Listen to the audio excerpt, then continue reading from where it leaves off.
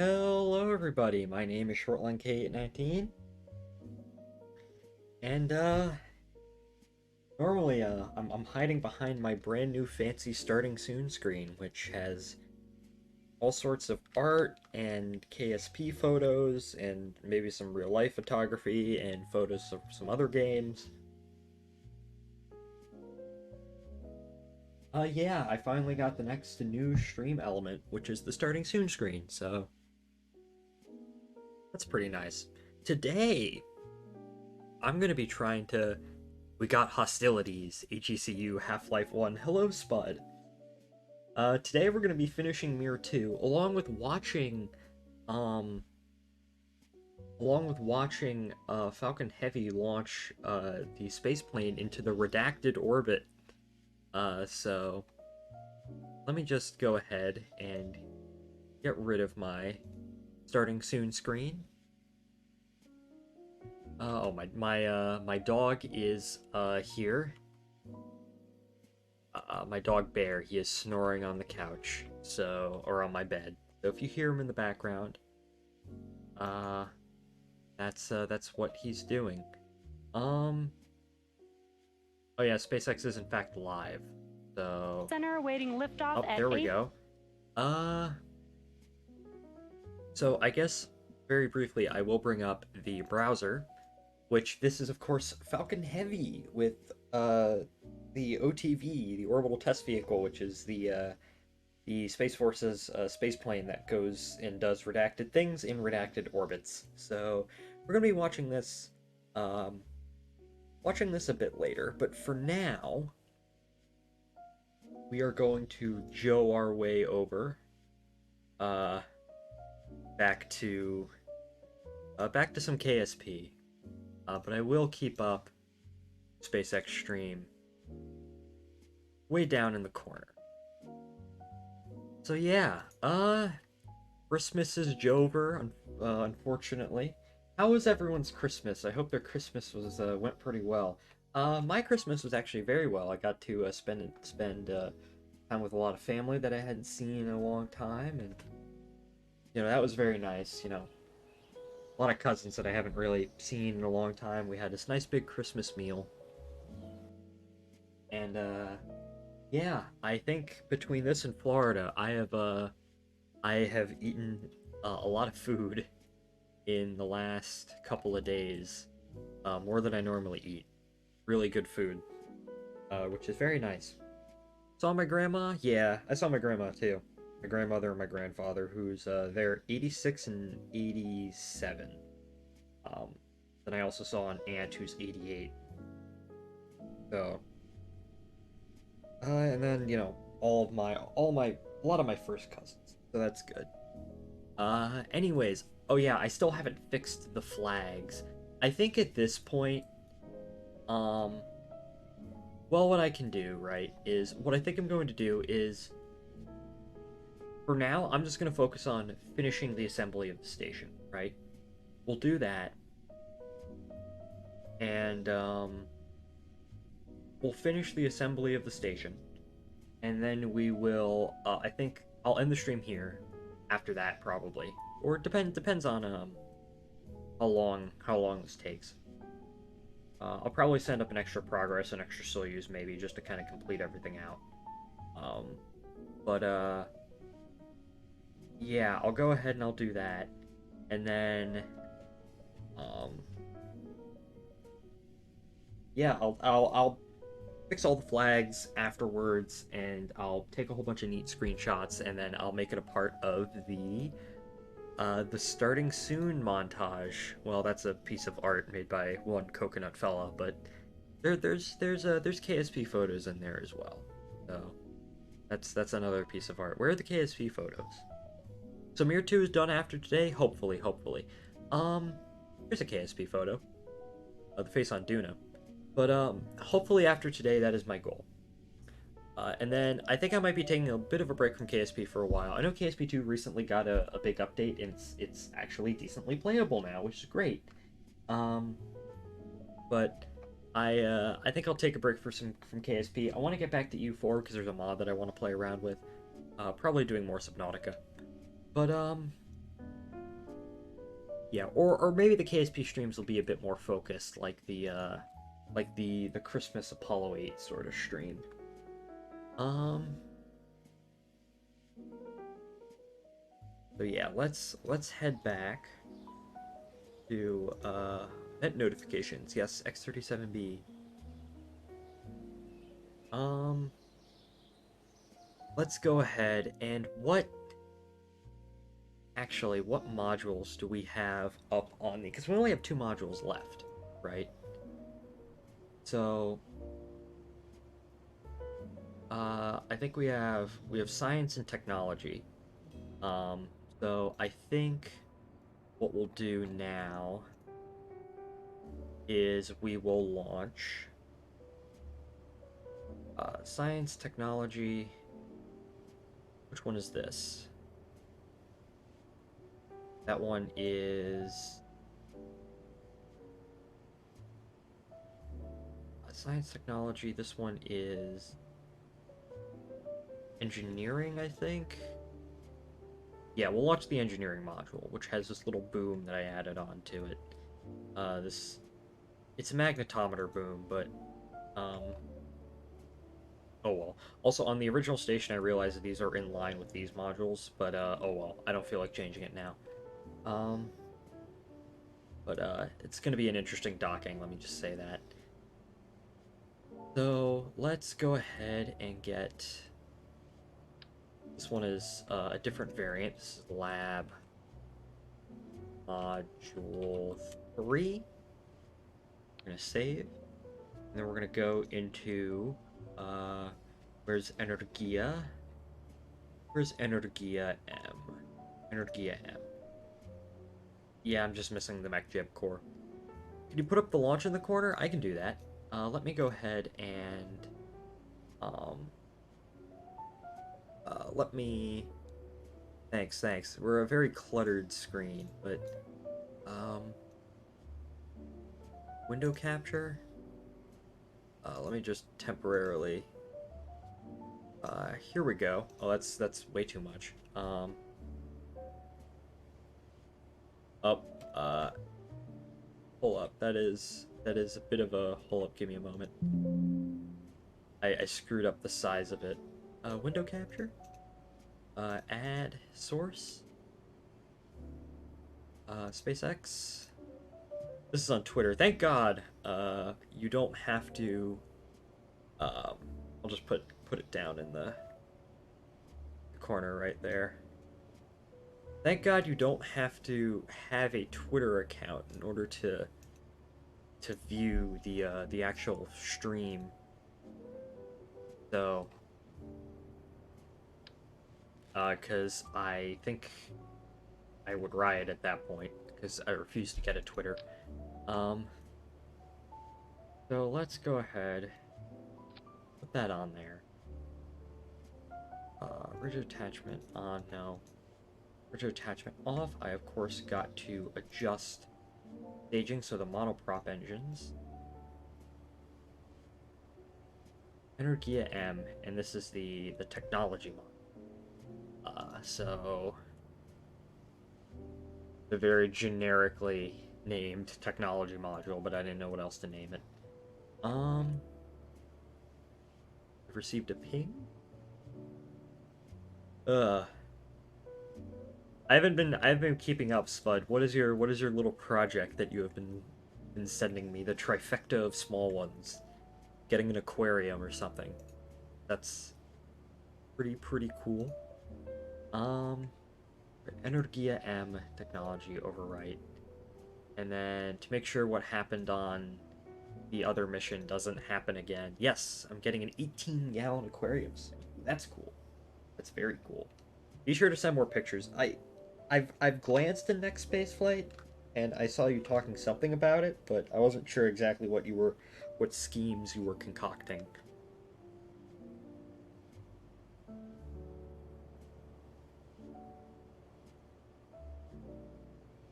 I was gonna ask, because I only have the stream up in the corner, but I assume that's just some sort of generic Space Force ad.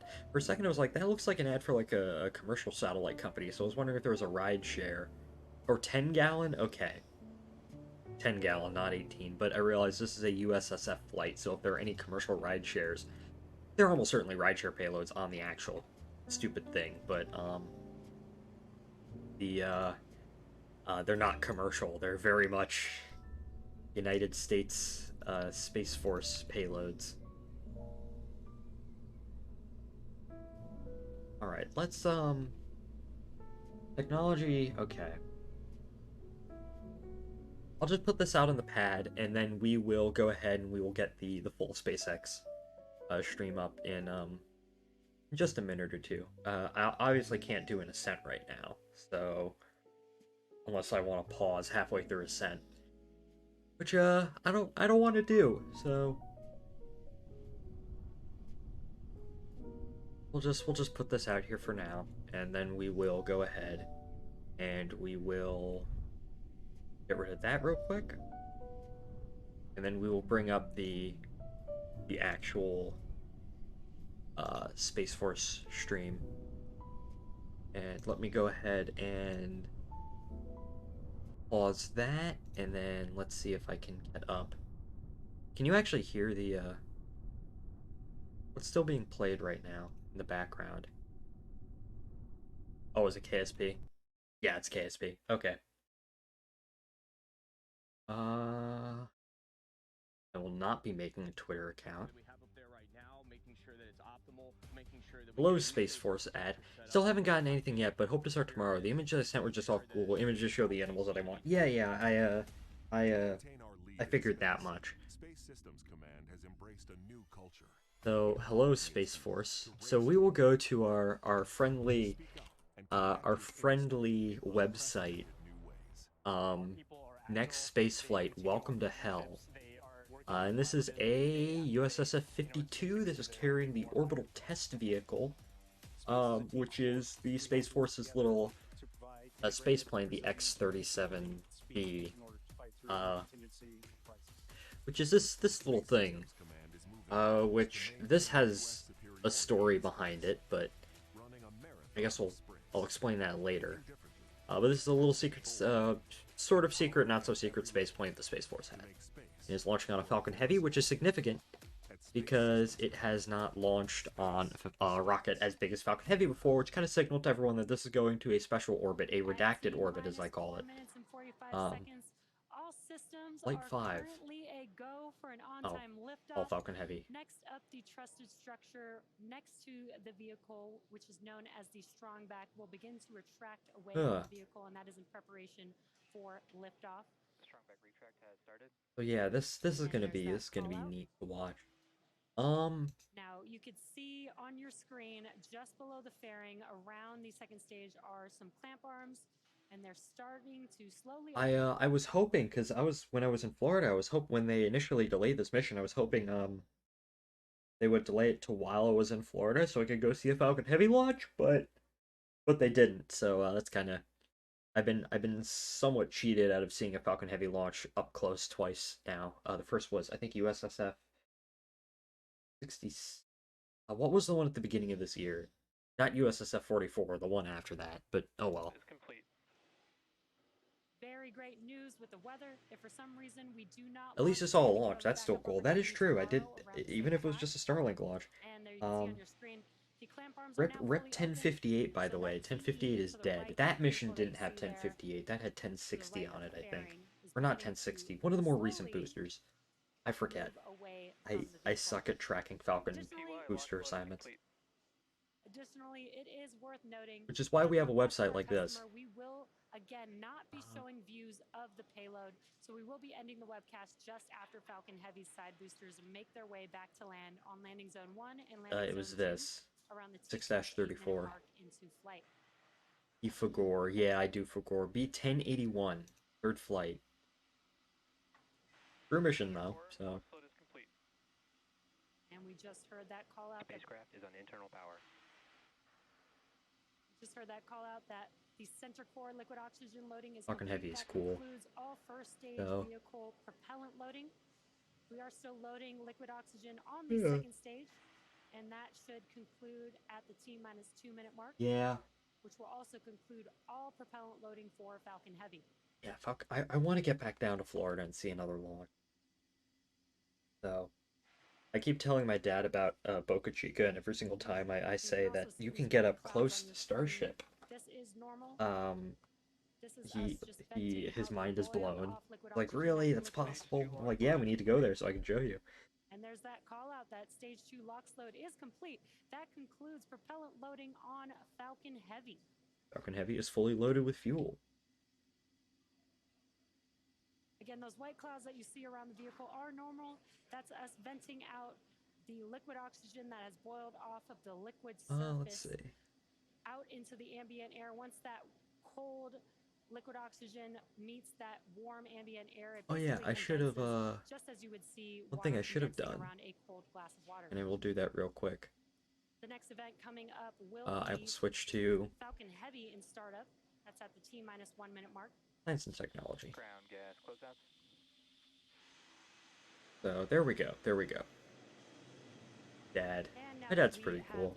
finished the pilot loading, we are also clearing out No, I the will say liquid I'm not the oxygen line best on at that transporter rector, and that's why you see a launch little bit more of commentaries, those white so clouds there on your screen. be warned.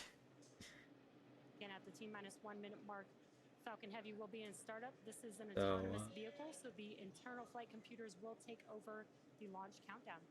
Right, Falcon Heavy's in startup. Let's go, boys. Dad's feed USSF 52 and the X-37B. Now just waiting for the final call from the launch director. Is the audio okay, by the way? I hope it is. This is the mission director. Go for launch. Hey, go for launch. Great news with that call out. All systems are go for launch of Falcon Heavy with USSF 52. It's good. Good. All right, boys and girls. 30 seconds. Let's go. Let's Joe.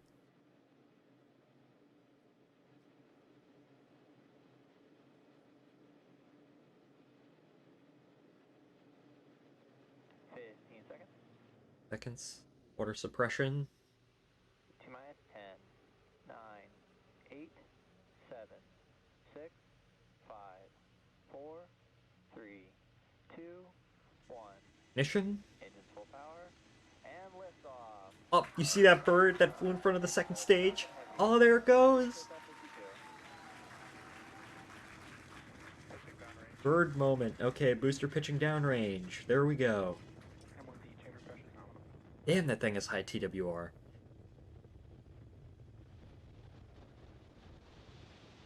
I'm sure, I don't know if he already has, but based off of various NOTAMs and launch parameters, people are gonna very much speculate on the orbit that this is going to. I don't know. See what Jonathan McDowell has to say after this. I don't know. Looking good so far. Coming up on maximum aerodynamic pressure. Power telemetry nominal. At T plus 50 seconds into Falcon Heavy's flight, under the power of 5 million pounds of thrust, Falcon Heavy is carrying OTV-7 out to space. Max Q. And we are coming up on Max Q here in a moment. Seconds. Max Q. Max Q. And great call out there. We have passed through Max Q. That is the point of peak mechanical stress on the vehicle, and we've now passed through that. So we do have a few events. Oh, look at, oh, that's kind of an interesting view. Oh, there we go. Okay, the camera was just artifacting for a moment. For BECO, separation of the side boosters, followed by side booster boost back burn startup, and then the center core main engine cutoff, or MECO. I always, witnessing a night launch. Now again, those are a few events coming up. I prefer to watch Awesome Plume. Yeah, look at that expanding as it goes out. From the center core will continue to carry stage 2 with the payload until it shuts down its engines with MECO and onboards. Standard stage separation like you see on a Falcon 9. And there you can see on your screen, on your right-hand screen, some views from the side Oh, look boosters. at that. That's And now a that's really beautiful. awesome view of Beautiful, Falcon Heavy beautiful. on your left-hand screen with all of those engines burning really bright there. Coming up on BECO in a few seconds here. Oh, okay, coming up on BECO. Let's see. Looks like we got a good Beako. Side booster separation confirmed. Hey, and the two just fall away. And they'll go into their boost back now. Doing the flip over. Booster. Oh, look at that. Oh, that's cool. And great news, we were able to also see that live on your screen. Beako, the side boosters have separated from the center core, and we have the startup of the boost back burn on boost back burn. side boosters, looking really awesome there on your Now, screen. I have seen one Falcon Heavy launch from about 100 miles away, so and I was able to see the boost back burn. To Florida under the power burns. of 3 engines. Coming up are a few events in rapid succession. That will be the conclusion of the side boosters boost back burn, MECO, stage separation of the center core and the second stage, as well as SES-1 or the NVAC engine igniting on the second stage. SES-1 stands for second stage engine startup. Try not to talk over. Previously, per the request of our customer, we will not be showing second stage views after SES-1. Additionally, our center core or stage 1 is expendable today, so we will not be attempting to recover it. But we will be following the side boosters back to land, so you can continue to stay tuned for that. Try not to talk over Jesse here, but coming up on MECO, so let me shut up again. Booster. Good MECO. Stage separation confirmed. Oop, there we go. And back ignition and full power. Engine light. And, well, we're not going to see that thing again until it lands. And here So. the call-outs for the side boosters, boost back burns concluding. We had MECO, or main engine cutoff of the center core, as well as stage separation, and also heard confirmation that the NVAC engine has ignited. Now, as we mentioned before, Fairing separation confirmed. Fairing great sep. call out there. Also a confirmation that the fairing has separated from the second stage. Again, we will be attempting to recover those fairing halves when they fall back to Earth using our recovery vessel, Doug. Longs do be streaming. I am streaming Average, and we're watching a rocket launch. So, well, we watched a rocket launch, and now we're going to be watching a rocket landing. 2 of them, actually, because it's Falcon Heavy. So, not built to land or be reused. yeah, the center core is going to fucking die, but oh well. Is Isn't there, We will say a big thank you to the center core. And Spud, maybe you know this, but I know some people in, have completed, and so far the vehicles are on a good trajectory, coming back to land. I am a successful second engine start 1. I'm just gonna be Jesse for now, but yes, I'm a rocket launch reaction streamer, but I will not be reacting to by staring into the camera in front of a video while eating chips. But isn't there a Spud? Maybe you know this, and if you don't, I can ask. Well, I can just go into the next Spaceflight Discord and ask. But isn't there a Falcon Heavy launch coming up where they're gonna try and reuse the center core, land the center core? Because typically for most of the Falcon Heavy launches, they typically expend it. No idea. Okay, I was just trying to make sure. The other thing that I was going to say, which is well, I've seen 2 dusk launches from far away. I've seen one daytime launch up close, which was an Atlas V, and then the Falcon 9 launch that I saw most recently when I was in Florida. In terms of watching rocket launches at home, just on my computer, I infinitely prefer day launches because you can actually see the rocket. But actually going to see it, night launches are just so much cool. So that's cool. Clearly no. It is a classified mission, so we're getting no. Normally we would be getting some onboards right about now, but we're not. We are coming up on entry burn for the side cores, so hopefully they'll cut the video for that. Coming up here for the side boosters. Hopefully. Booster entry burn. There we go. And there's that call out that the entry Oh, got one entry burn. begun. They do it in a staggered pattern, I think, right? Oh, there we go. Yep. And there you can see on your screen. Stage 2 FTS is saved. Stage 2 On your FTS. screen, the engines have reignited. Booster entry burn shutdown. On one FTS was saved. one stage, and we got the other. Up, you can see Florida. Look at Florm. For both of those I was there a couple of weeks ago. All vehicles are on nominal trajectory. I was somewhere down here near the on nominal trajectories. I'm suddenly forgetting the name. Now again, we do have one more burn for each of these side boosters coming up in just about 30 seconds. That is the landing burn. It's a single engine burn for each booster. And just one engine is powerful enough to slow the vehicles down and safely land back on land. Again, we are Booster targeting transonic. I don't know if you can hear my dog very violently snoring, but you can. Please speak up. All right, coming back. Should be coming up on the landing burn. This is the good part. I cannot. Good. Up, there we go. Landing burn. Oh, look at those shots. On your screen that the engines have reignited. Landing leg deploy.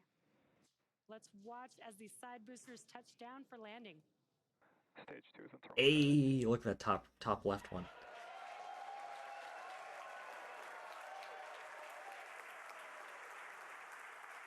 There we go. They do be back down. See on your screen and hear the crowd here, very excited. We have successfully landed both Falcon Heavy side boosters on landing zone 1 and landing zone 2. With these two side boosters, this Oh, that's fucking cool. That never gets old. That never gets old. Of an orbital class rocket. And with successful confirmation of our side boosters landing, that will bring our webcast to a... All right. Say goodbye to SpaceX. Bye, Jesse. Okay, hello, we are back. Let me get the music back up. But yeah, that will never not be cool. It's a weird situation, right? Because, like, Falcon 9 landing on a drone ship, right? There's, you know, at minimum 1, sometimes 3 launches a week where Falcon 9 lands back down on a drone ship because it's a Starlink launch. That's old. Starlink launches don't even hold my attention anymore. Which is kind of sad, but it's also sort of a good thing because it simply means they're so freaking routine that, you know. But at the same time, right, whenever they do a return to launch site landing, now that's cool. And anytime a Falcon Heavy launches, it's just inherently cooler. Because Falcon Heavy, what is this? The 4th or 5th Falcon Heavy flight this year?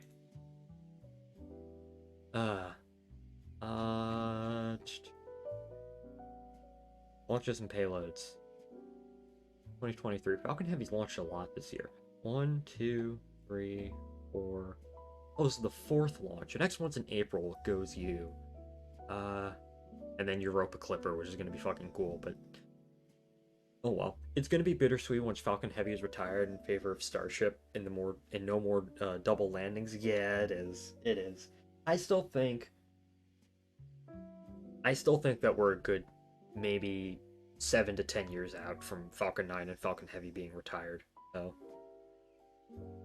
I'm not gonna have to worry about that until, I don't know, my kids begin to exist, but oh well.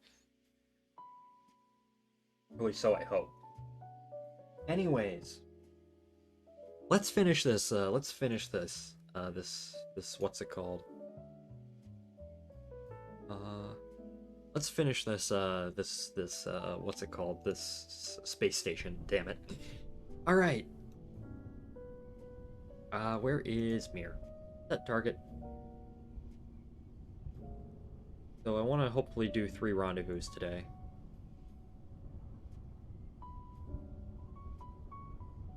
Falcon Heavy might get retired in 5 to 10 years, but it's going to be ages before all Falcon 9 customers switch.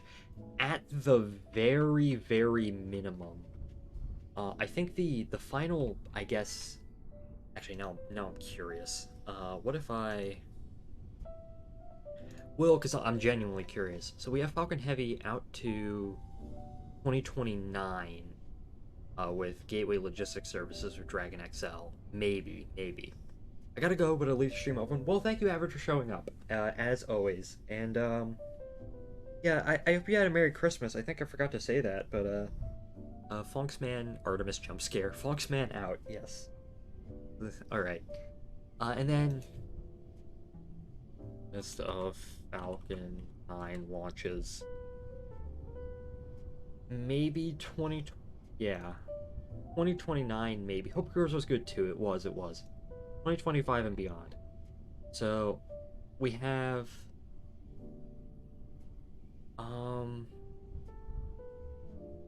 well, this is slightly incorrect because I know we have Dragon missions out to about 2030. So 2030 at the earliest. 2029, 2030 at the earliest if we go by currently signed contracts, which I know only means so much, but oh well.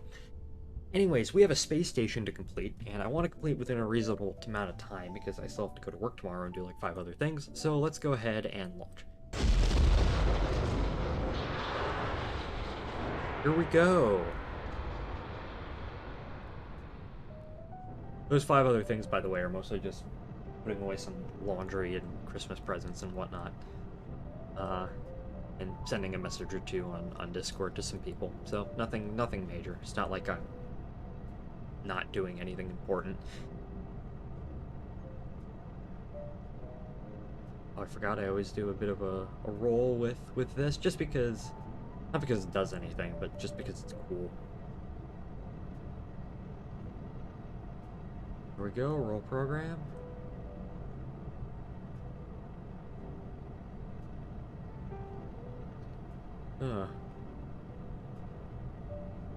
Oh, I should also probably switch back to, from science and technology back to Kerbal Space Program. That's something that I totally forgot to do. Kerbal Space Program. There we go. Sorry about that. Alright.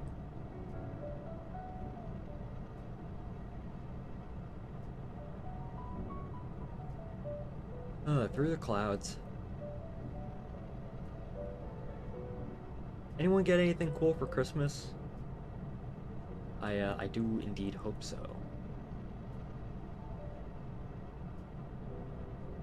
Some of the stuff that I got, I haven't actually got yet, because it's like model trains that are on pre-order. So, oh well.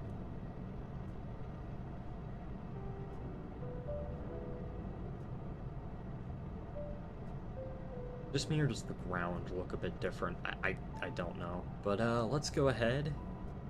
Okay, coming up on I guess technically booster engine cutoff, these Zeniths.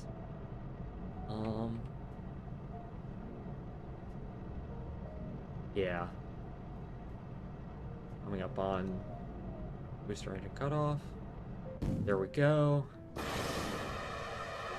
Throttle that up to 100%.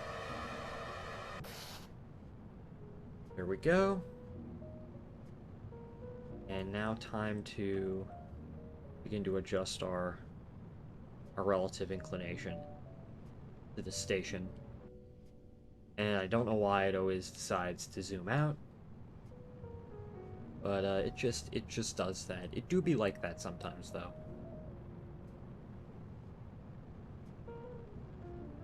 So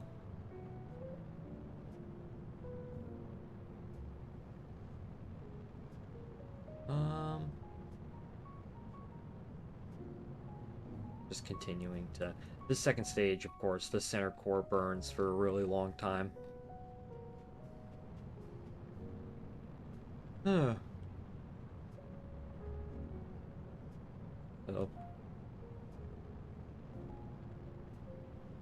I'll once that's at apoapsis, we'll one other thing that we can do real quick. We can just deploy the fairing and not have it collide and die, but there we go. We are so back. Lights please. I'm not going to deploy the magnetometer boom until we get to the station. It's mostly just for decoration anyways. It's not, you know, on this it's not strictly doing anything important. But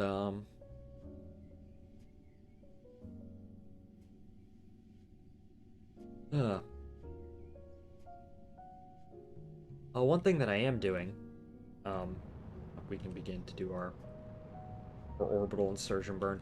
One thing that I actually am doing is,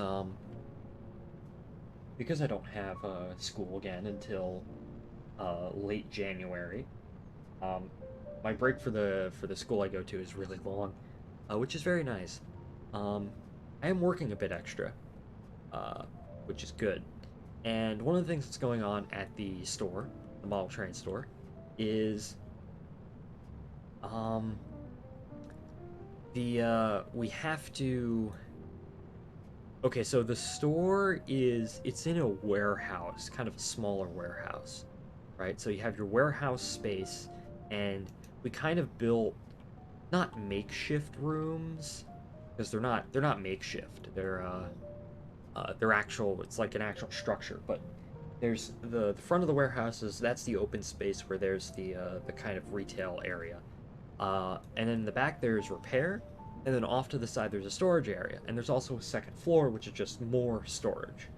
Um, but the second floor, it only goes out a certain way. Like it doesn't. It's not the entirety of the upper part of the warehouse is the second floor. It's only like 1/3 of the second floor, and the rest just goes up to the ceiling. Um, However, recently the county has decided to basically say that, oh yeah, your building, which was up to code before, it's no longer up to code, and you have to redo a bunch of things, and we're sort of using this as an excuse to kind of reconfigure the whole,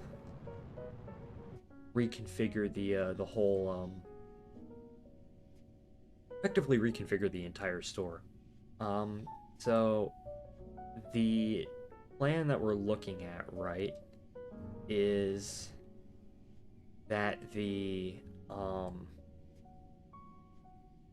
it's going to be more like a traditional sort of. It's still going to be in the warehouse, obviously, but it's going to be more like a traditional sort of thing where you have 2 stories. The entirety of downstairs is going to be retail space, and the entirety of upstairs is going to be both repair and storage. Which, oh, bonked the module. But however, that's a lot of work, and it involves a lot of moving things around that already exist, including some things that we don't actually own yet because we buy a lot of used trains, and we're currently going through some collections that we need to buy, and we don't own it yet, and I don't want to break it up, so a lot is going on these next few weeks, and I'm gonna be quite tired, but I am working extra, which is good. Help with that, so it's gonna be a busy next few weeks over there trying to find space for this. Even though we're redoing the whole building, my boss has made the decision that we are not going to close.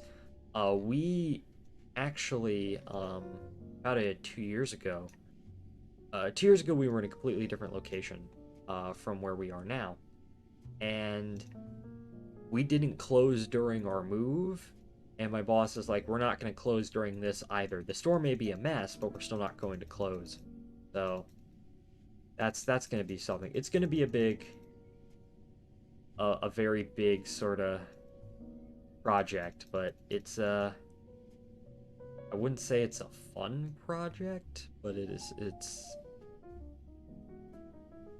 a big project. 134. This is a very shitty rendezvous situation. What if I just... There's a fly crawling around in my hand. If I just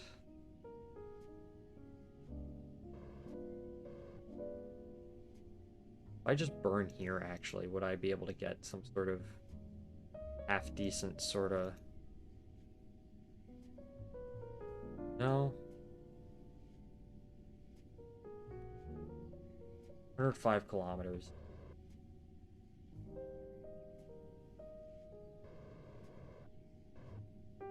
It's sort of a shitty rendezvous situation.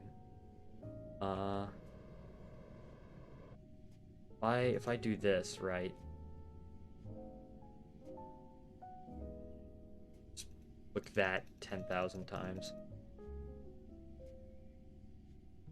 We do be orbiting Kerbal though, so it's okay. It's just a module. It doesn't need to... There's no There's not like a limited span in which we need to. Hello, I went to do things for a minute. Hello, Spud, welcome back. I'm trying to get a rendezvous, which we're gonna... Kind of a shitty rendezvous, but... Oh well. 13 kilometers? Sure, okay.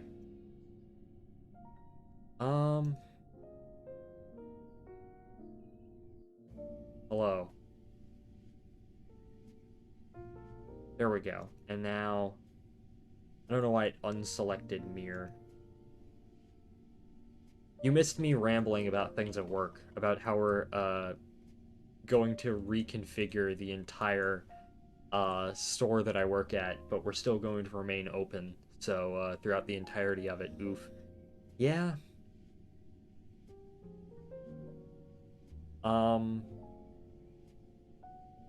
Made all the more complicated by the fact that, we have a lot of stuff that's just sitting in storage, that either we own or we don't actually own, and that we're, seeking to buy off of people, and we need to keep all that stuff together. So I'm gonna be going up and down a lot of flights of stairs.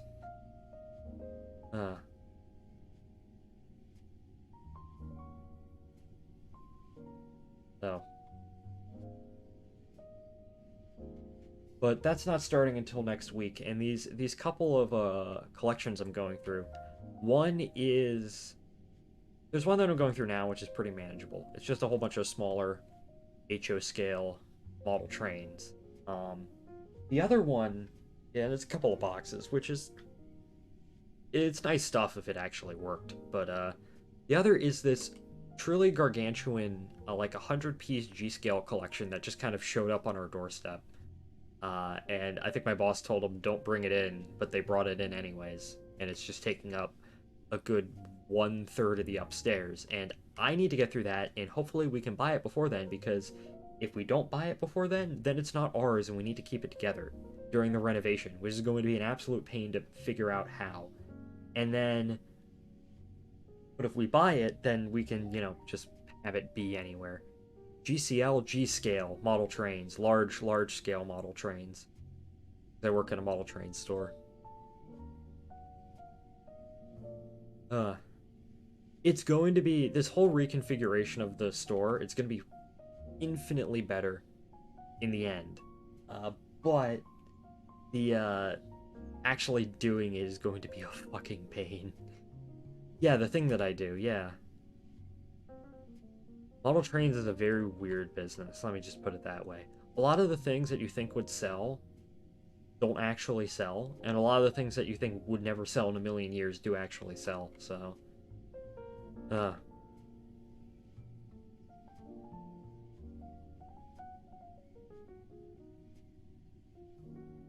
Alright. My Walmart got rid of the manual checkout lines in favor of self-checkouts, which would be fine if the layout they didn't pick was an absolute ass. Are you able to describe the layout?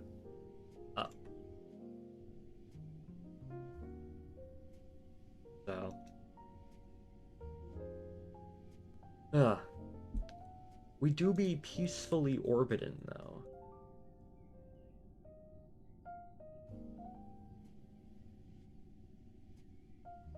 Oh, that's Cosmos 26. Okay. That's not the target that I'm looking at. For a second, I thought that was MIR. Set as target. Where is MIR? There's MIR. Okay. Cosmos 26 is just in an orbit sort of near it, but oh well. Oh yeah, I control from here.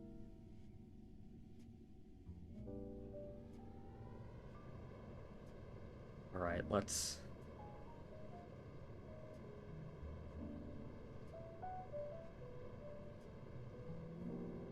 we do have a lot of, we are gonna have to be careful. This burn is quite expensive. They have them, like, lined up in a maze. We have to go all the way around the other people checking out in order to get an empty one. Oh, that sounds, frankly, awful. That sounds absolutely terrible. Am I gonna have enough fuel? I think I might not have enough fuel to accomplish this rendezvous. Of course.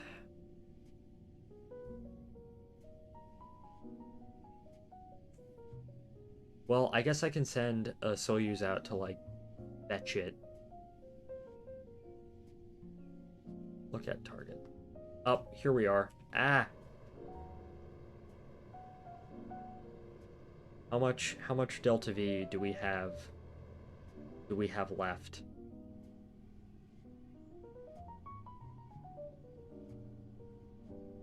$72 meters a second. Shit. Well, okay.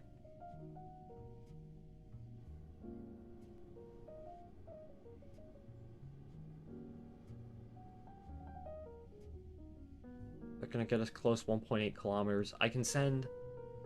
Reading about aquariums makes you realize your life is a lie, and then you develop a burning hatred for Petco and carnival salesmen. I see. When was the last time I had fish? That'd be years and years ago. My sister has a snake.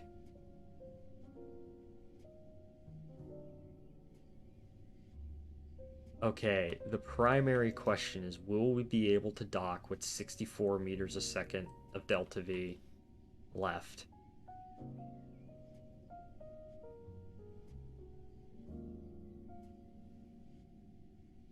Literally everything about the pop culture conception of aquariums is wrong. What, you just, like, put a fish in an aquarium with a filter and it doesn't work? I know nothing about fish. Fish are an elusive thing to me.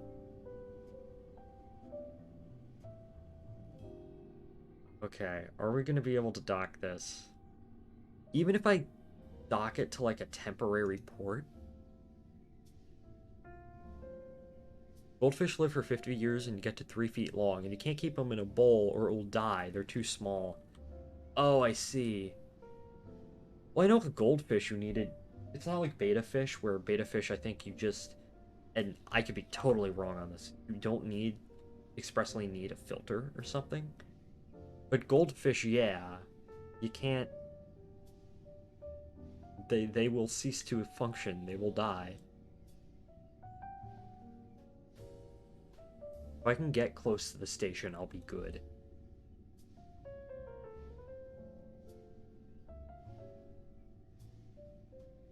I can send... I think we deorbited that other progress. We haven't sent up a new progress to replace it. I might have to go and rescue this too.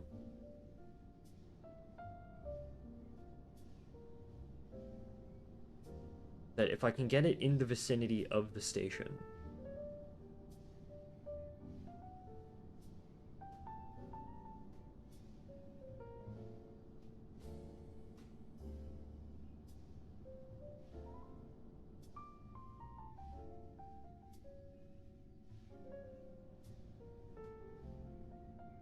shit.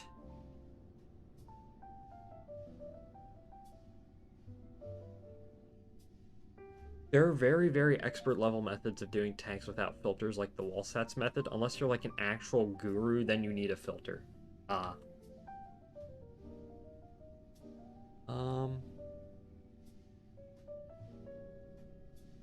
Okay, boys. Can we dock with this much? Will we be able to?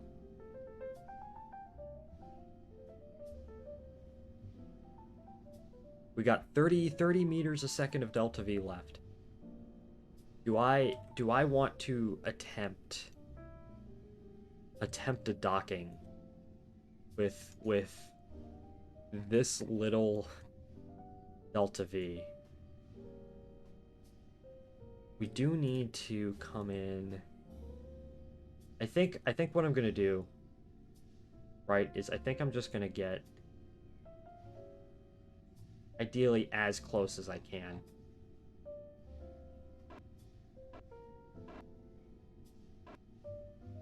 All right.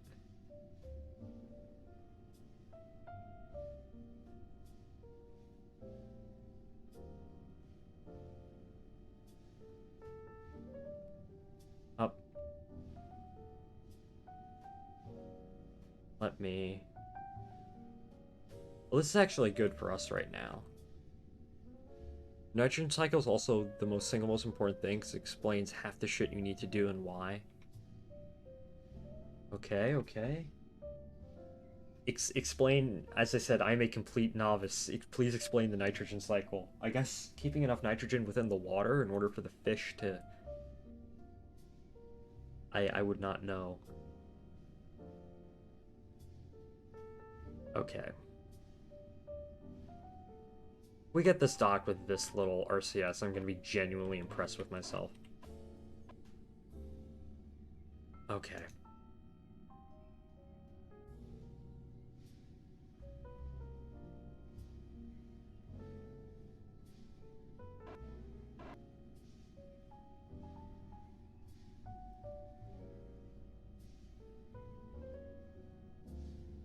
See, that's on the other... Oh no, that's on the right side. We are coming in on the right side of the station. Up, don't want to waste RCS there.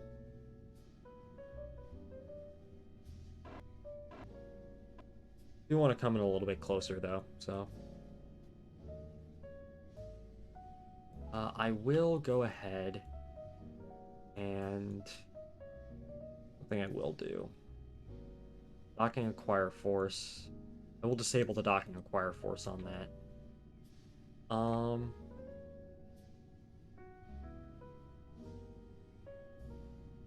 Ugh.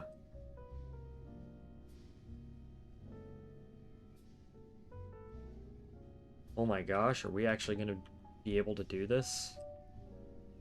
That's gonna be a far... If we're able to do this, okay.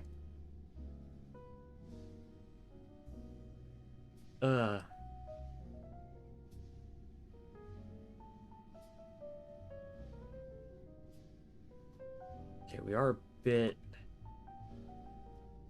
off nominal, but that's okay. We do have, let's just say 25 meters a second of delta V left to adjust this. So... What's something I'm also going to do is I will read your nitrogen cycle explanation in a moment, Spud, but right now I am going to... I need to focus. Aim camera. Okay, so right now we need to move over this way.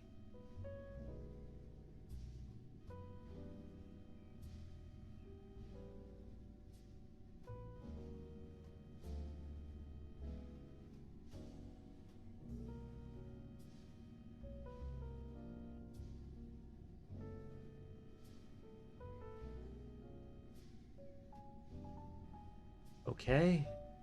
Now we also need to go down.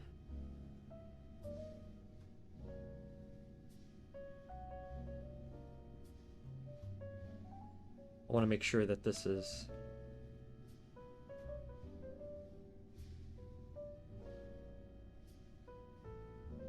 Alright, there we go.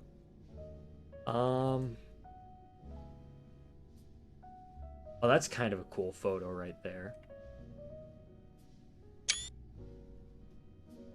Okay. Nope.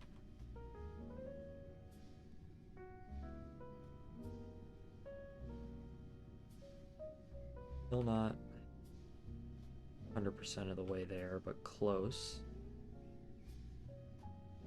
Oh, yeah. Let me just get in closer, and then I can adjust a little bit more.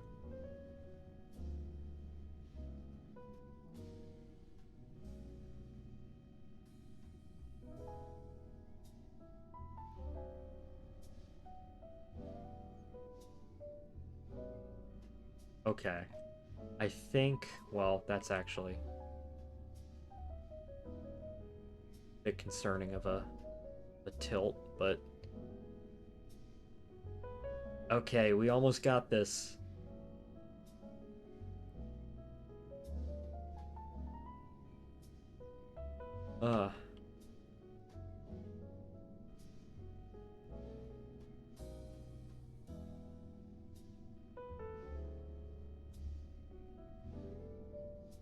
Okay.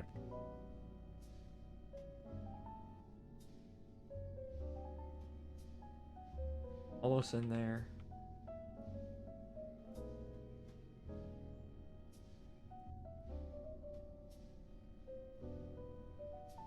We are going to get this. Okay. And clunk. Oh my gosh. I think I woke my dog up. Bear is awake. Bear do be awake though. Not for long. Hey, we did it. Okay, that is a far cry from my first rendezvous where I wasted like 500 meters a second of Delta V in order just with RCS just to dock. Let me read the nitrogen cycle explanation. Let us Joe ahead.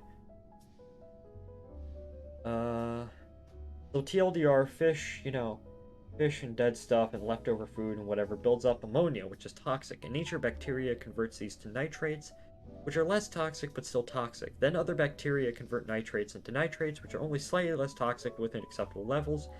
Then you need to get rid of the nitrates via water changes. You need a filter both to keep the water oxygenated and flowing, and because the bacteria do this stuff live in your filter. Okay, so basically, if I understand this correctly,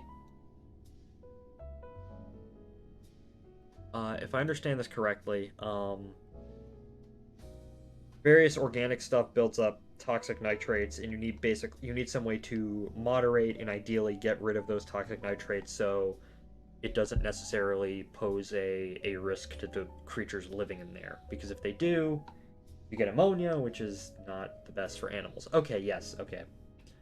Makes sense. Alright.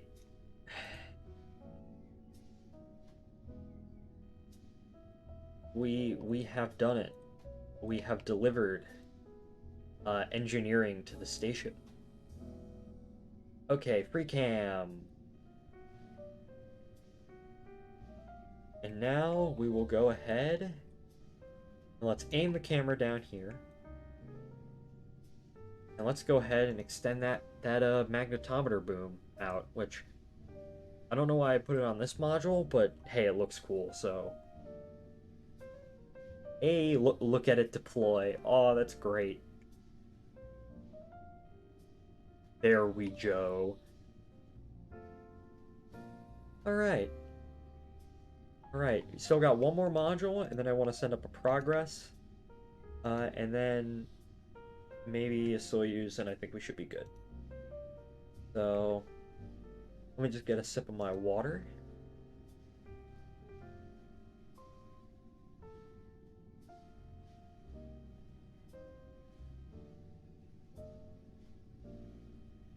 Space stations are cool. They are very cool. Alright. Oh yeah, something I was actually listening to is there is a very good podcast called The Space Above Us. And I will totally recommend it. Which covers it covers all of the United States' various crewed spaceflight missions, starting obviously with Mercury Redstone 3 and leading up to, well, the most recent ones. And the brilliant thing about this, right, podcast, is obviously we tend to focus a lot on obviously the early first 10-15 years or so with human spaceflight, and then very specific shuttle missions. But the great thing about this podcast is that, there may be a 30-minute episode on, like, I don't know, an Apollo mission, but there's an equally long episode on, like, some random shuttle flight you never heard of that did material science and whatnot. It's really cool. And I recently went and listened to the episodes on Shuttle Mir, which obviously was it's called The Space Above Us here. I'll link a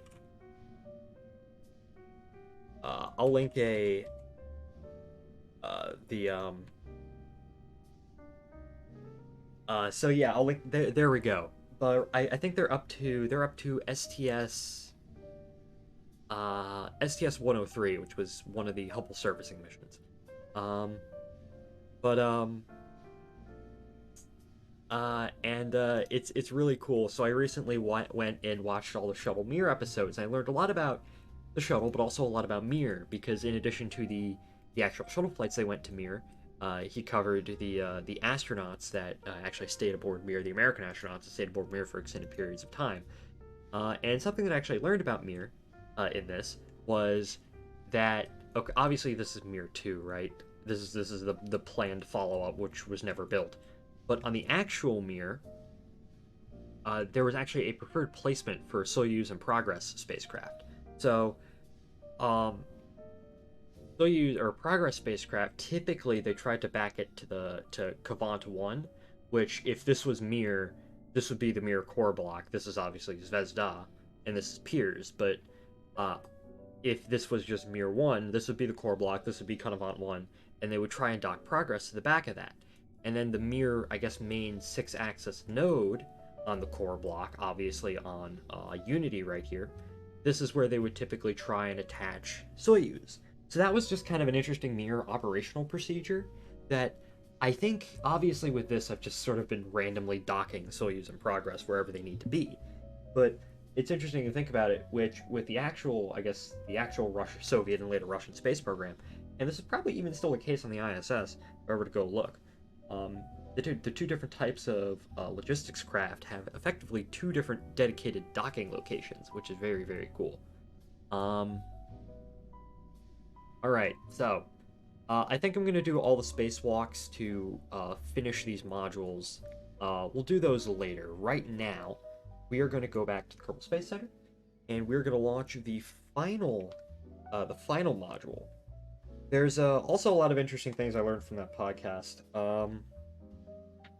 One of my favorite moments. Let me look. I forget the name. A lot of astronauts just tend to blend together in my. I suck at remembering names. But the Shuttle Mir, one of the Shuttle Mir astronauts, there is a pretty famous PBS talk show called Car Talk, and on one of the missions, which I think was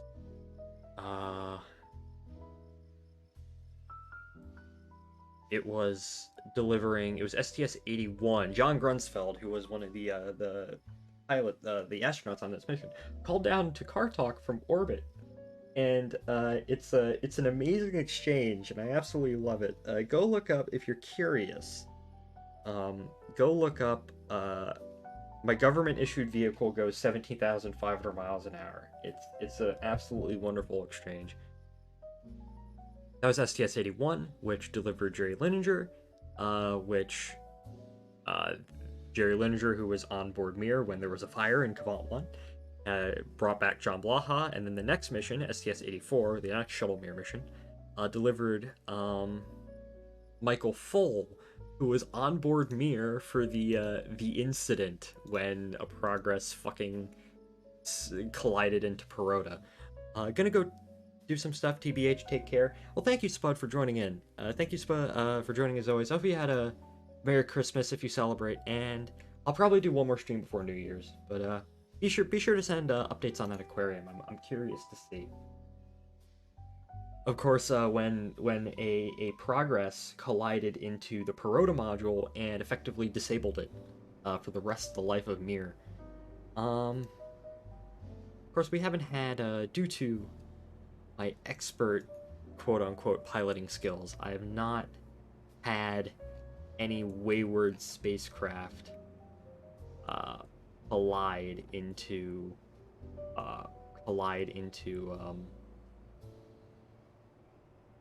this, so but I find it kind of neat because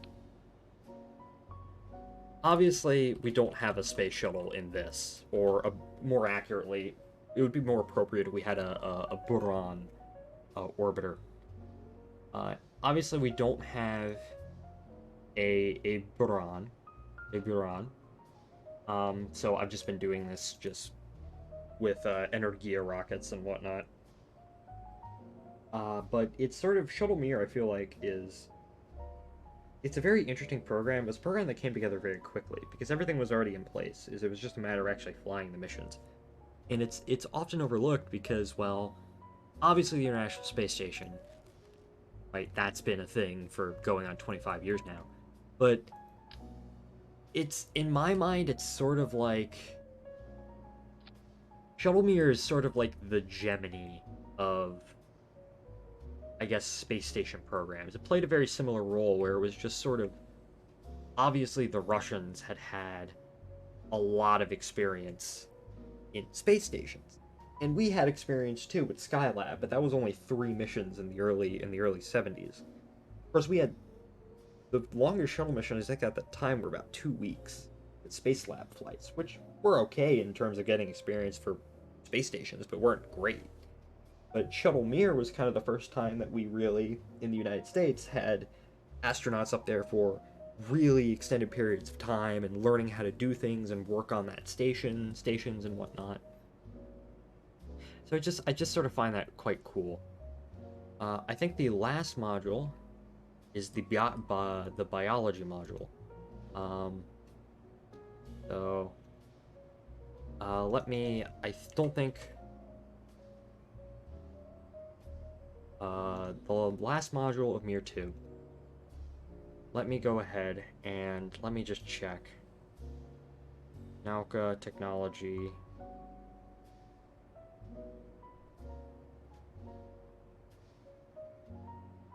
Let's see. Nauka technology, biology. Okay, let me just check on the station real quick, because I don't want to launch a module with the same exact fucking name and only realize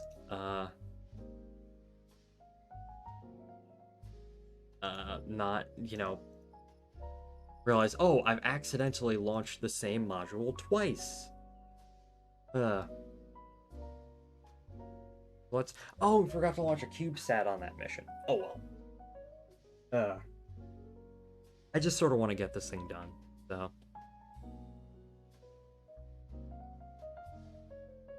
My dog do be snoring loud.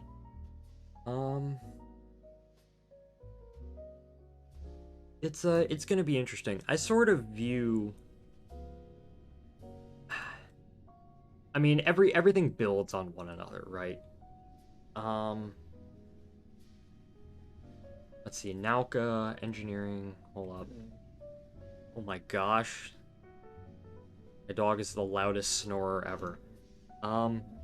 Everything sort of builds on each other, right? So, obviously, and this isn't just true with space, it's true with life in general, where, yeah, obviously, you know, Mercury built on,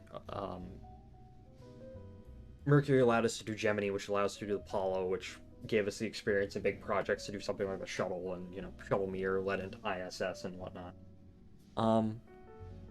And, okay, so we have Nauka. Let me just take...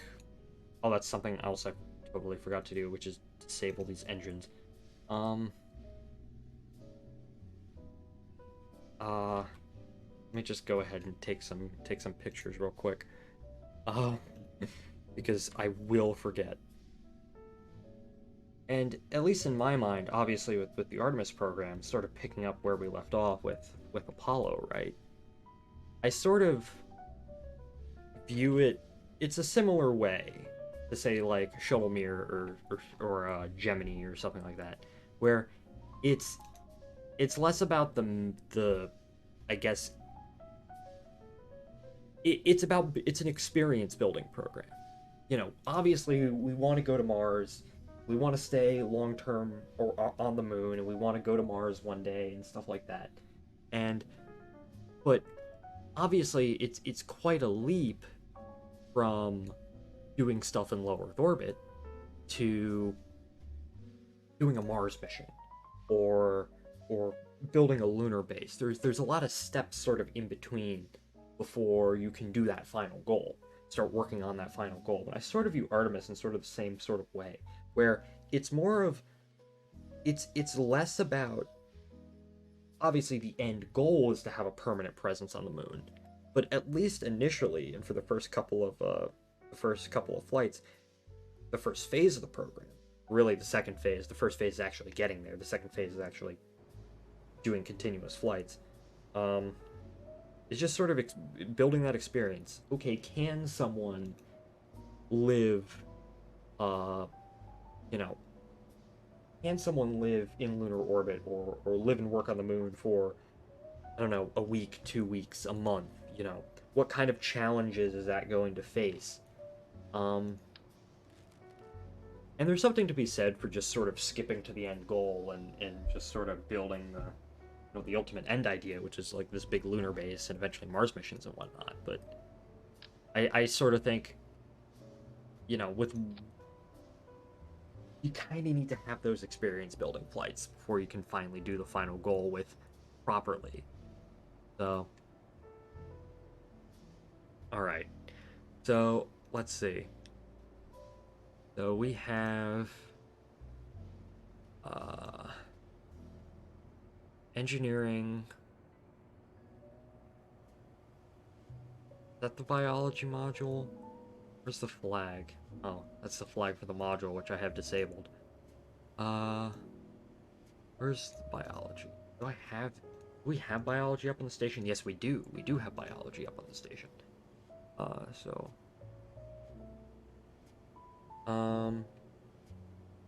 we have technology up on the station? Do we not have technology up on the station? Okay. We have science and biology, but we don't have technology. Okay. Alright.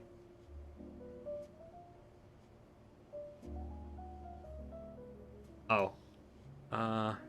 Apparently I confused technology and engineering, so this is... Technology parentheses real. So... This is the real technology module. Alright. So... Let's go ahead and switch to the editor. To the VAB. And let's go to the desert launch site. Obviously, I got to adjust my staging. I'm not going to put a CubeSat on this because I just don't feel like it. I sort of want to get this project done because I've been doing this for a while, and it'd feel nice to actually get a project done for once.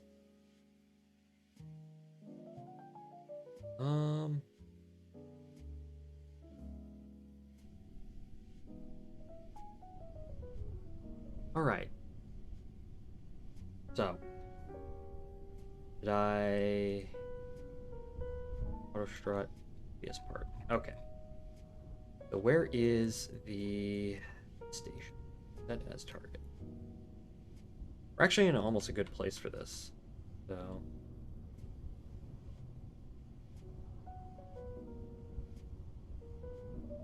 Okay. Second flight of the day. Or third flight if you count the actual flight that happened. But, excuse me. Let's see how quickly we can actually go and fly this stupid thing. So, 3, 2, 1, go. Excuse me. And we're off.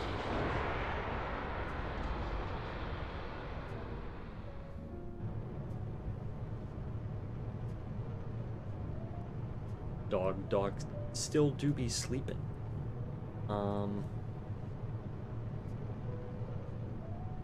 Alright, we are off.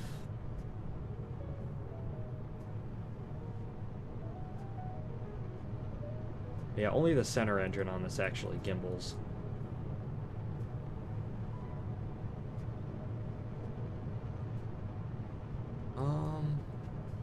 Another couple of interesting things, little anecdotes that I learned about Shuttle MIR. The first mission of Shuttle MIR is actually somewhat debated. Officially, it was STS-60, which is funny because it didn't even go to MIR. The whole STS-60 I think was just a material science flight with like Space Lab or the Space Shuttle, right? And the reason why it was considered part of Shuttle MIR is because it had a cosmonaut on it, Sergei Krikalev. So it was like, oh yeah, I guess there's a Russian on this flight, so I guess this is kind of a part of the Shuttle MIR program, which Shuttle MIR is also often referred to as Phase 1 of the International Space Station, so by stretch, it's technically an ISS program flight, even it had nothing to do with the ISS. Well, it had stuff to do with the ISS, but not, like, directly. Then the next flight was STS-63, which also went to Mir, but it didn't dock with Mir. It rendezvoused with Mir and got like 10 meters away from it. Which, yeah, makes sense. That's, you know, you want to test out your rendezvous capabilities with this thing you've never rendezvoused with before, so. And then they actually started doing actual shuttle flights to it, where they docked and they delivered them, you know, modules and they would do crew rotations and stuff like that, and it just slowly on flight after flight, building up all this sort of experience for eventually the ISS. So I don't know. I just find it cool.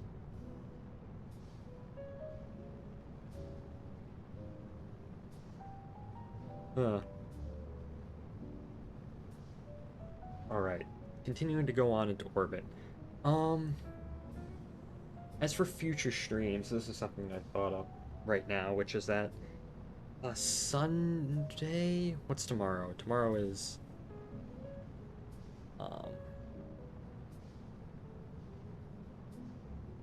I don't know when the next stream is going to be. It's either going to be tomorrow or Saturday. Oh fuck. It cleared. Okay. It's either gonna be tomorrow or Sunday. I don't really think it's going to be much of. I'm not gonna play KSP. I'm not gonna play Subnautica. Probably just gonna be a quick TF2 stream. That's because I still actually need to sit down and actually think.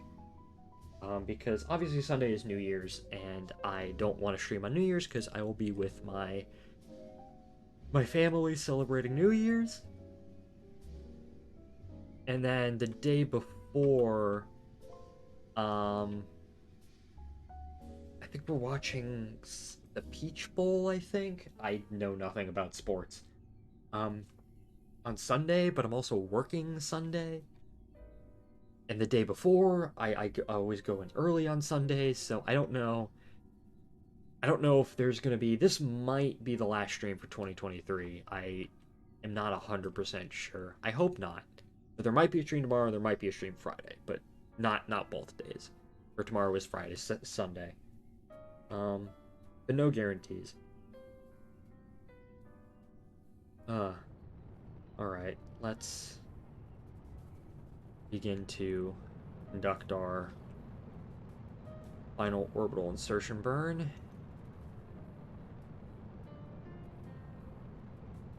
And then we'll ring in 2023 with, or 2024, with, probably more Subnautica, or there's an EU4 mod I want to play, which is the Super States mod, which is bit of an older, excuse me, tired, bit of an older, sort of, I want to say legendary, but it's a pretty well-known mod for that game, which basically adds the 50 states, plus the territories and the Canadian provinces and territories and the Mexican states as well, as playable nations in EU4. It makes North America actually interesting. And I want to play, of course, as my home state of Virginia. And I guess Georgia's also technically my home state, but oh well. But I want to do that, and that will be a fun playthrough. So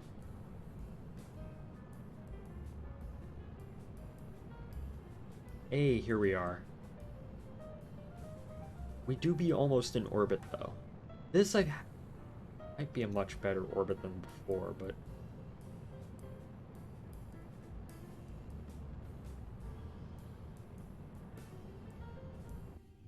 I'm just gonna cut and coast for a little bit. Oh my gosh, look at that. Well, obviously I can't rendezvous with it if it's in the... That'd be a great rendezvous if it didn't require me to litho break, but oh well. Alright, we've been dropped off in an orbit. We can undock this so we don't accidentally, you know, bonk the fucking module again.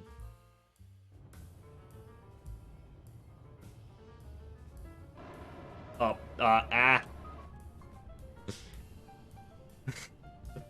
Okay, we didn't bonk the module, but we sure did make it spin. Okay. Activate engine. Activate engine. Where is MIR? There is MIR. Where is MIR? MIR is here. Okay. Now time to do the complicated and somewhat complicated orbital ballet known as rendezvous. That is a much, much better rendezvous. Oh my gosh. I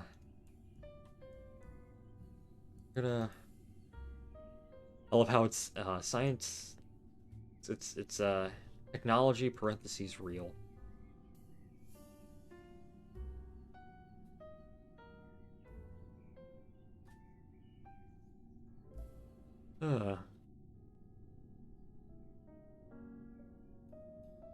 And we'll send up one more progress after this, after we get this docked. I might take a quick 5 minutes to go look at some things, but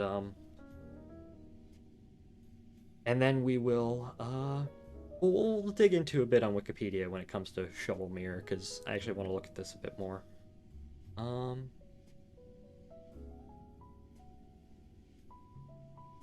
Separation 32 kilometers, separation 7 kilometers. We're gonna warp. Look at target. Hey, there it is. Okay, so except we have no electric charge.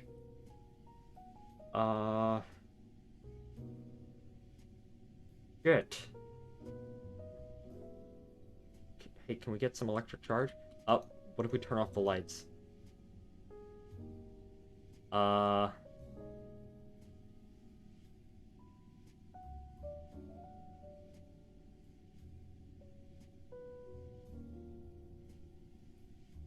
We don't have any electric charge. Shit. Okay, I'm just going to go ahead and quickly... Okay. Nope. Could I...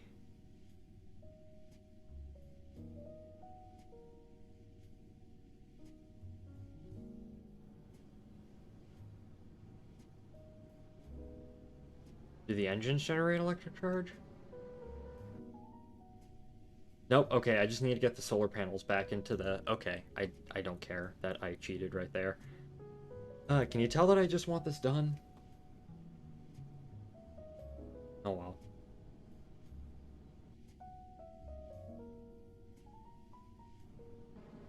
Anyways.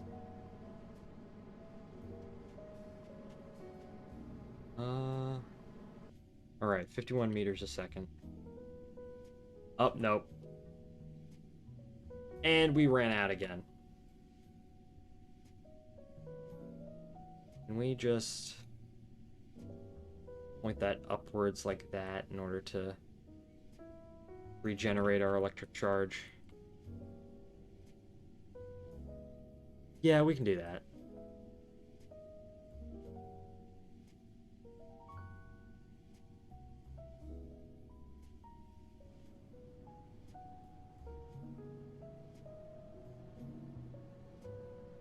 Okay. Oh, station's rendering in. Ah! Hello, KSP? Okay, there we go. I thought my game froze for a moment, but oh well, it did not. Which is good.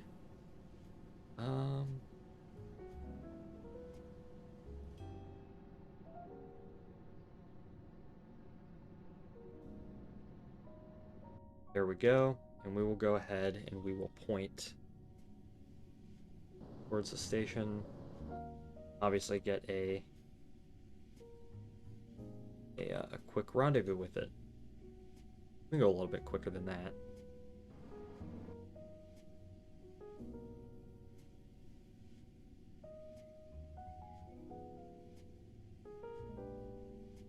And then something I will also do, just like last time, is go ahead and ERCS ports. Ugh. We do be slowing down though.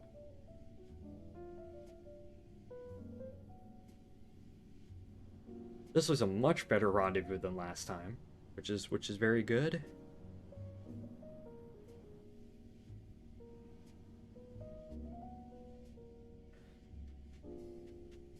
Right?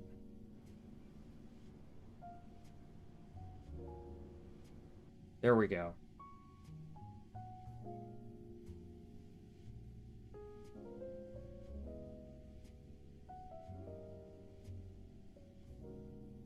All right, now we will coast in. I don't want to coast like too quickly though.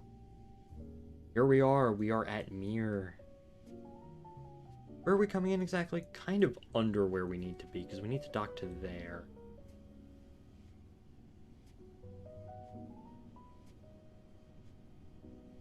Okay. Let's go ahead.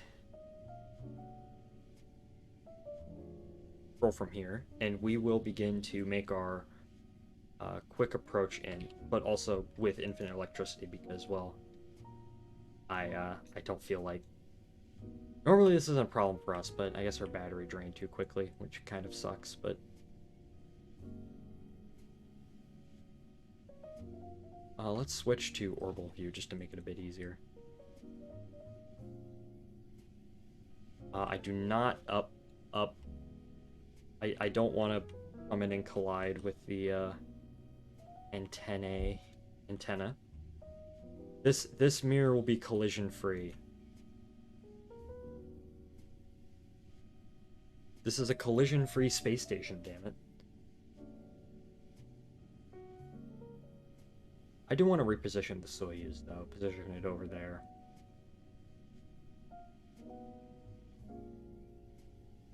Actually, positioning it down there would probably be better for photos, so.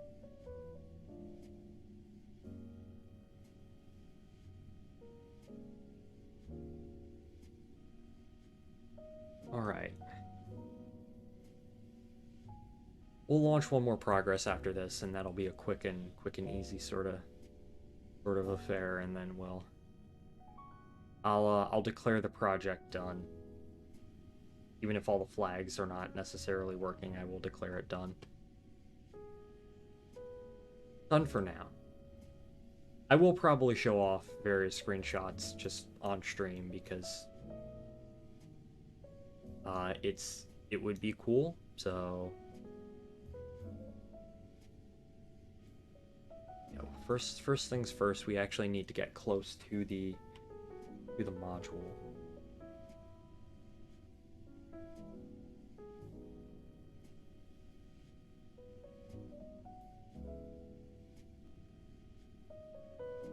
Well, I've assumed a very a not so great sitting position. So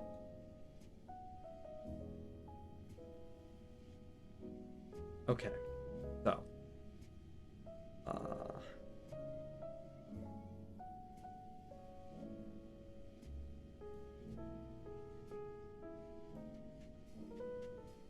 first of all, we need to bring the module up a little bit.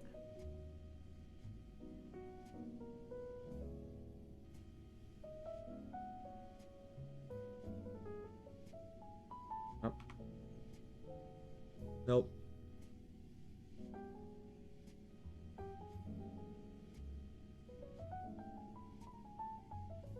And let's see. Go to the left ever so slightly.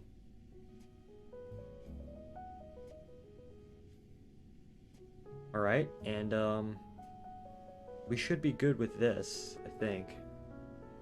Oh, fuck, we already have technology. Wait, what am I missing? Oh my gosh. Ah. Wait, what? Yeah, that's the...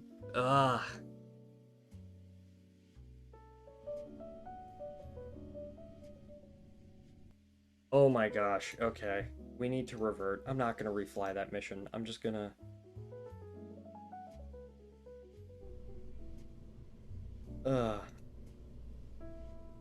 Okay, so what modules do we have? Okay, I'm losing my mind.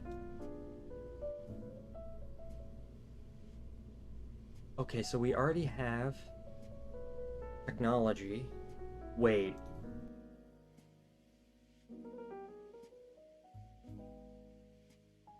Oh, come on.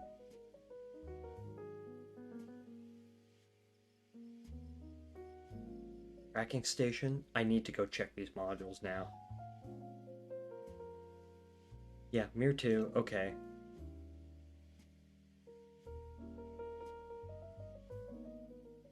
Ugh.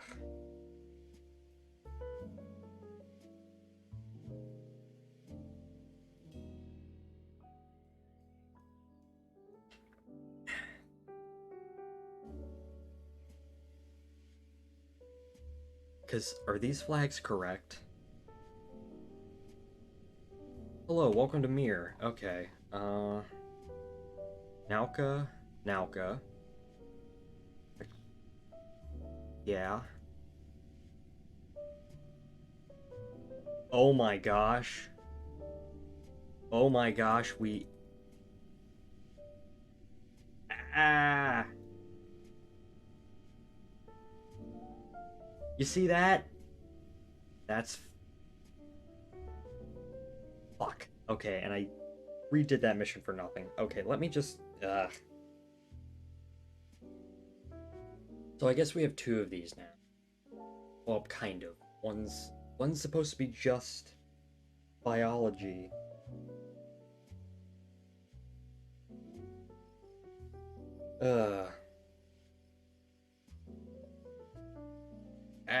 Okay, brain. I was really confused for a second, but you know what we'll do? We'll Energia M technology, right? And what we will do... Yeah, I'm just gonna fucking send it into orbit. And then what's another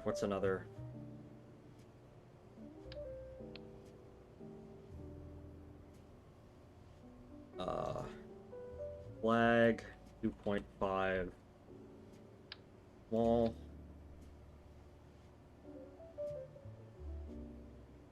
Set transparent background.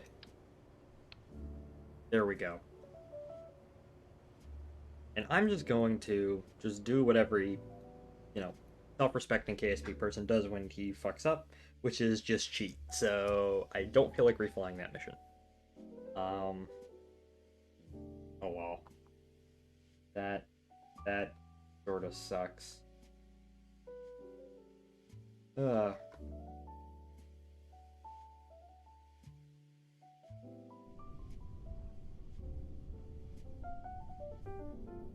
Okay, hello. Cheats. Set orbit, set position, or set orbit. What is this thing? Wensky 1. What? Huh? Okay, I don't know what that is. Robert Sat, MIR-2, rendezvous. Up, and it's going to take its sweet time loading in. Hello, welcome to MIR. Okay, we are Joe back. Okay, where the fuck is the space station? Where the fuck is Mia? There it is. Okay.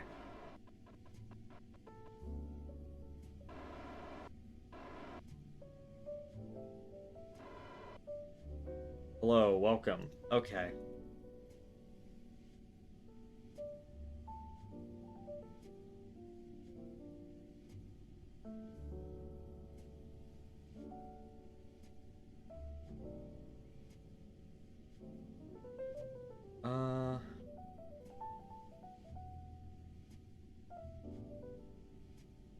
Okay. Oh, that really sucks. Hey, but we are coming in basically where we were before, so.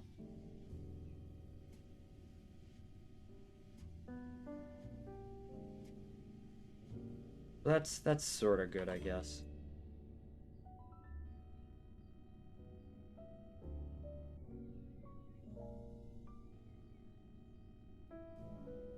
Yeah, come on. Slow down, slow down.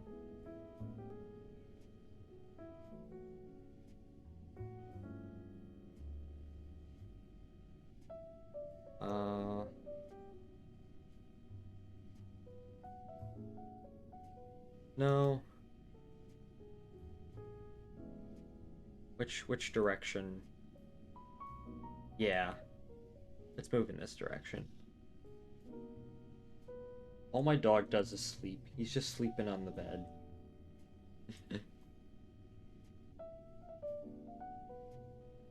We'll do our stupid little spacewalk to get it docked.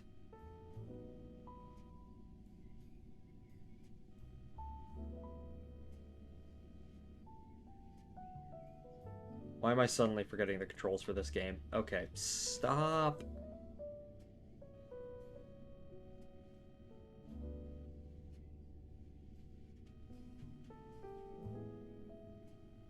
Okay.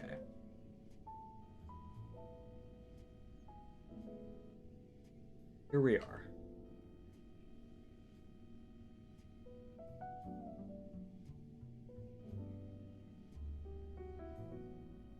The quick and easy translational controls.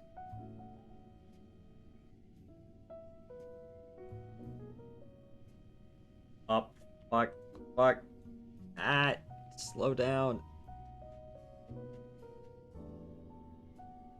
What? Okay, hold up.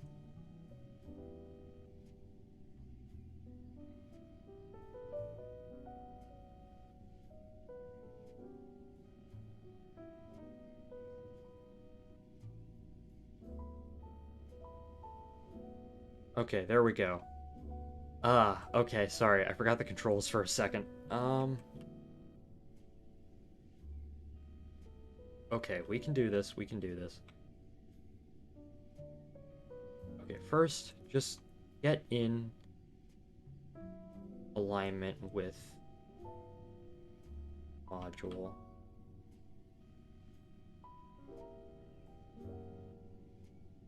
With the station.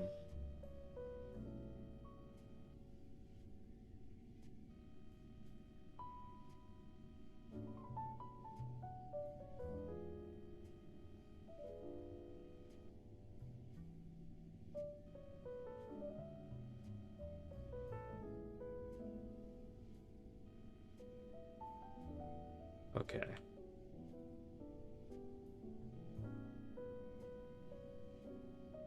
Or, okay, I don't care as long as it's lined up mostly. Excuse me. Sorry about that. Sneezy fox. Okay.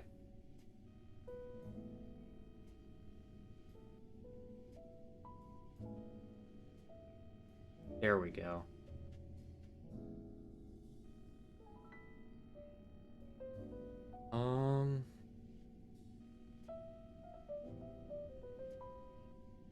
Alright, that should be good.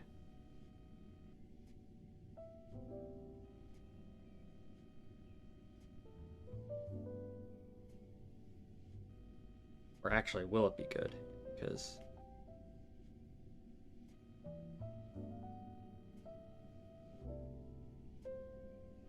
because ideally,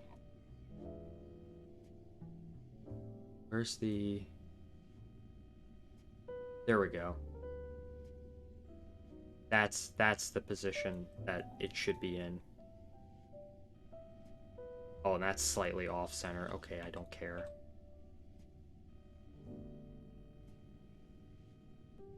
I just want this thing done.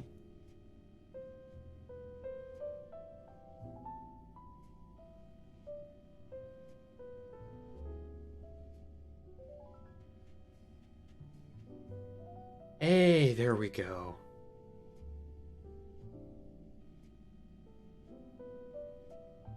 Hey, we have all the modules attached now. Oh my gosh.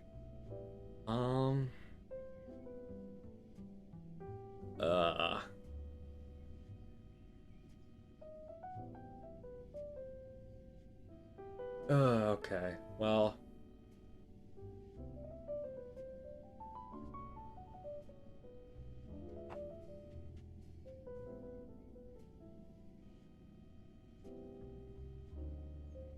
Nope. Okay. Sorry if I'm like out of it right now. I just sort of am. You know what? I don't feel like finishing this tonight. I really don't. When can I stream next? I'm just tired. I'm sorry.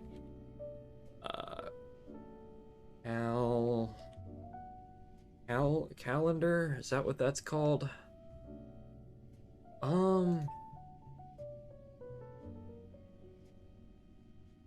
Tomorrow I should be able to.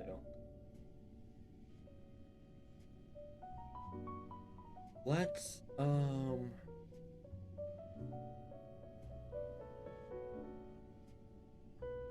sorry, friends. I'm just tired for whatever reason.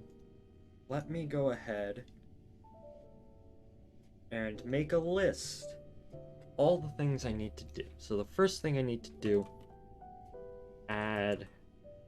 first thing I want to do is actually get the progress up. Progress up, parentheses, struts. The second thing I need to do, add struts. The third thing I need to do is replace flag. Okay.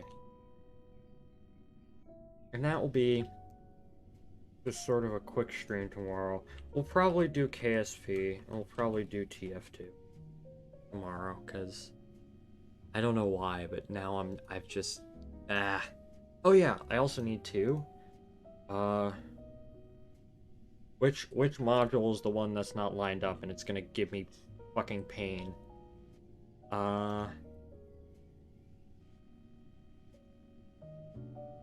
Is this the one that's not lined up?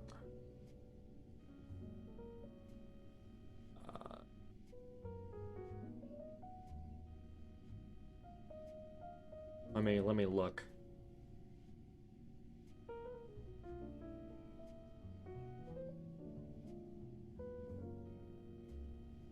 I mean, does it really matter? Probably not. But here's the station. Yeah, I think I'm just gonna go to bed. Because I don't know why, but I'm really tired all of a sudden. I'll add that as like number 2. Reposition. Heck.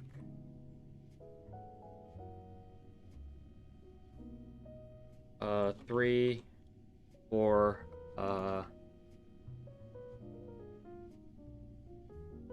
reposition, what module?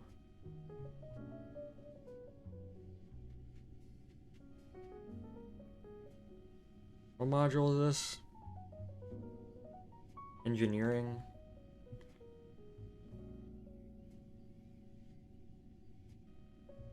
Engineering. I'm losing my ability to smell.